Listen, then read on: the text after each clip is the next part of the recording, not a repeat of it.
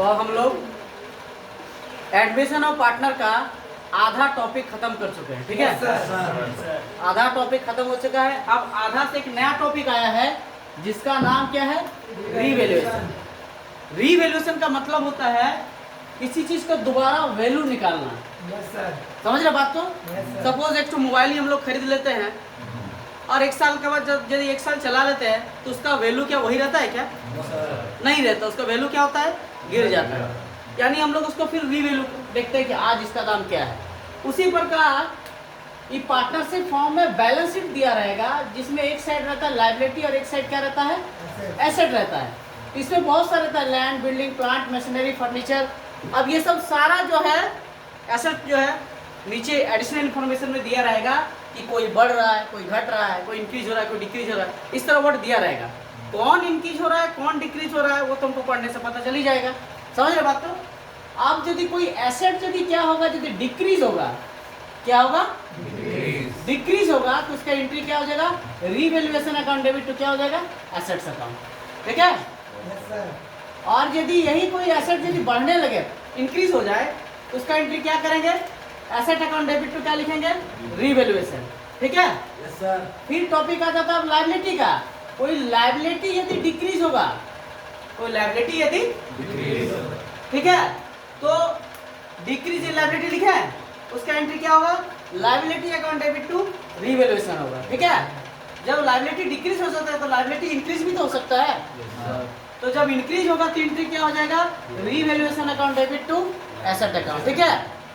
हम जो ये एंट्री लिखवाए हैं, ये कोई भी बोल दे कि नहीं ये गलत है या चेंज कर दीजिए, कभी चेंज नहीं होगा। सुन रहे बात को? हम जो लिखवा दिए हैं वही चलना है। हम बताए ना पहले भी।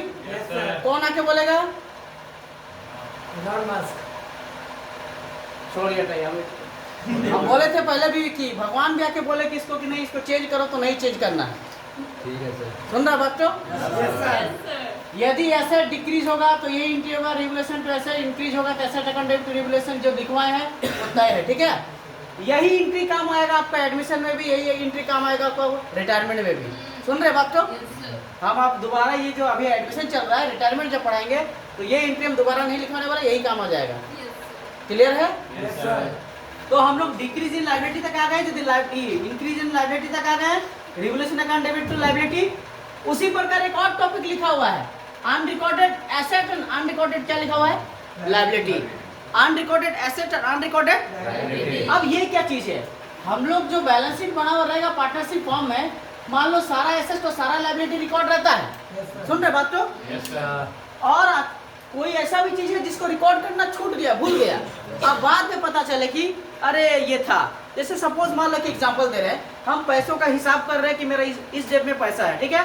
अब हमको पता नहीं है कि कहीं और जेब में भी पैसा है, बस इसी में है। सारा पैसा हिसाब कर लिए और हिसाब करने के बाद फिर पता चल, जब रिकॉर्ड खत्म हो गया, जो प्लस कर ली कितना पैसा है, बाद में यहाँ से पता चल रहा है कि अरे और एक और है 100 रुपया का नोट। समझ रहे बात को? ये तो इसको रिकॉर्ड करना भूल ही गए। तो इससे आपका ये क्या हो रहा है, कैश इंक्रीज हो रहा है कि कैश डिक्रीज हो रहा है, क्या हो रहा है, साफ पता चल रहा है कि पैसा मेरा और क्या हो गया, बढ़ गया, इंक्रीज हो गया। सुन रहा बात को? तो ये जो अनरिकॉर्डेड है ना, अनरिकॉर्डेड एसेट, ये जब भी आएगा तो किस टॉपिक पे आएगा, ये एक प्रकार का इंक्रीज वाला एंट्री तो ही काम आएगा। सुन रहे बात को?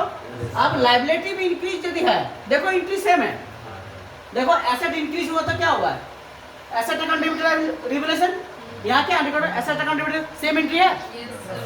उसी प्रकार अनरिकॉर्डेड क्या है, लायबिलिटी है।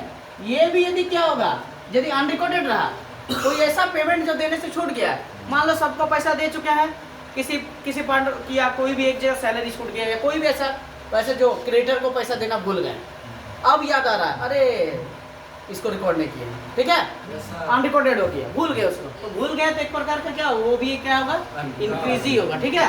तुम देख लो ये एंट्री सेम है, लायबिलिटी का इंक्रीज होना, रिवैल्यूएशन टू लायबिलिटी लिखा है, तो इसका अनरिकॉर्डेड वाला भी देखो सेम एंट्री है।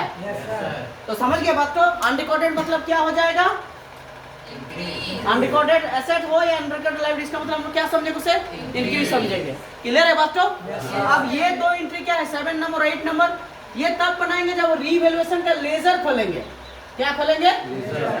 जब रीवैल्यूएशन अकाउंट का लेजर खोलेंगे और सारा कौन कितना घटा इधर देने के बाद जब बैलेंस इधर घटेगा, जब बैलेंस इधर घटेगा तो क्या लिखेंगे? लॉस। और जब बैलेंस इधर घटेगा तो क्या होगा? वो प्रॉफिट होगा। तो इधर घटेगा तो प्रॉफिट होगा, तो ये प्रॉफिट का एंट्री है और ये लॉस का एंट्री है। समझ में आ गया बात? तो एंट्री समझ रहे बात?